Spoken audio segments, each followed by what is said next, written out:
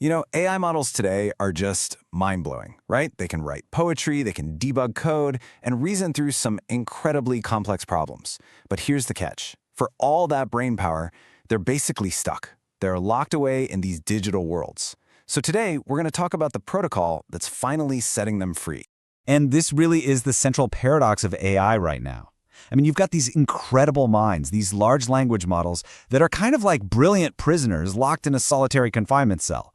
They can't get real-time info, they can't touch your files, they can't actually do anything in the real world by themselves. So the big question is, how do we break them out? All right, so let's get into it. Before we can talk about the key that unlocks the door, we gotta understand the prison walls themselves. I mean, what is actually holding these models back? Yeah, and this slide just lays out the problems perfectly. First off, an AI's knowledge is basically a snapshot, totally frozen in time, which is why you get outdated answers or even hallucinations. They can't do simple stuff like read a file on your computer. And if you want to connect them to an external tool, you have to build these complex one-off plugins for every single app, which is, let's be honest, a developer's nightmare.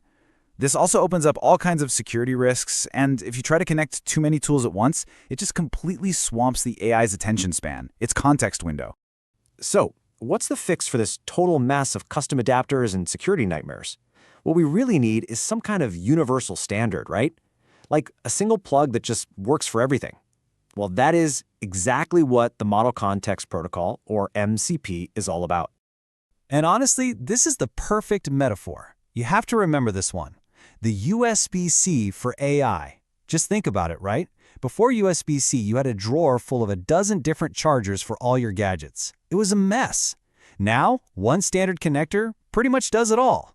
MCP is designed to be the exact same thing, but for plugging AI models into the rest of the world. And the really crucial part here is that MCP is an open standard. It's a common language. It lets any AI talk securely to any external tool. It's not a product you buy, it's a protocol, a set of rules.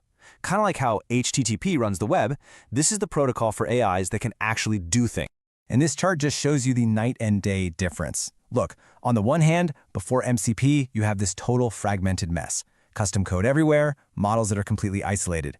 But with MCP, you get this beautiful, standardized plug-and-play world.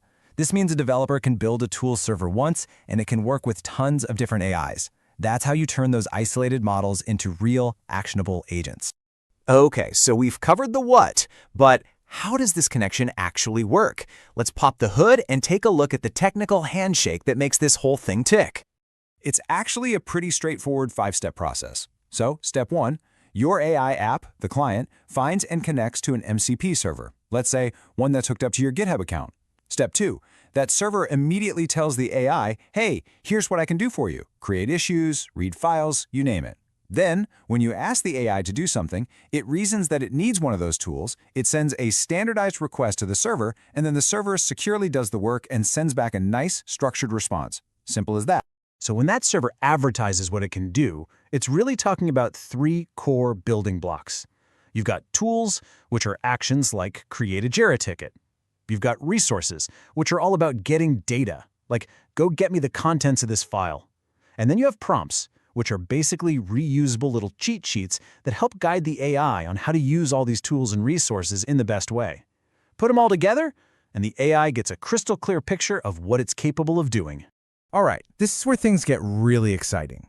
I mean, the theory is cool and all, but what does this actually do in the real world? What happens when AI can finally reach out and interact with everything? Just look at this number. This one number tells you everything you need to know about how fast this is exploding. As of late 2025, there are over 270 publicly available MCP servers. This is not some far-off future of AI concept. This is happening right now. You've got huge players like AWS, Microsoft, and GitHub all building these integrations as we speak. So take the GitHub MCP server, for instance. You could literally just tell your AI, hey, find the bug that was reported in the latest issue, write a patch for it, and then open a pull request. And the AI can actually just go and do it. That whole multi-step workflow all on its own. Or let's think even bigger. With the AWS MCP server, an AI agent can start managing your actual cloud infrastructure. You could just say, spin up a new test server with these exact specs, and just let me know when it's ready. I mean, we're talking about serious enterprise-level automation here. And look, it's not all just about giant cloud servers. The file system MCP is maybe one of the most fundamental and, honestly, most useful ones. It lets an AI securely read, write, and analyze files right there on your local machine. It turns your AI into a true desktop assistant that can, organize your folders for you or whip up a summary of that PDF you haven't gotten around to reading.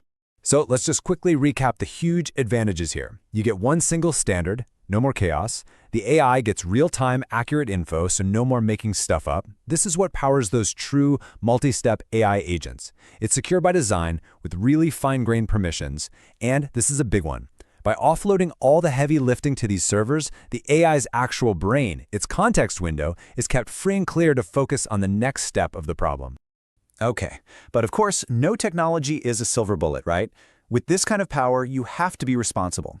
So let's talk about the important fine print here, the current limitations, and, more importantly, the best practices for using MCP safely. Well, the number one risk, without a doubt, is a badly configured server. If you accidentally give a tool way too much power, things can go wrong fast.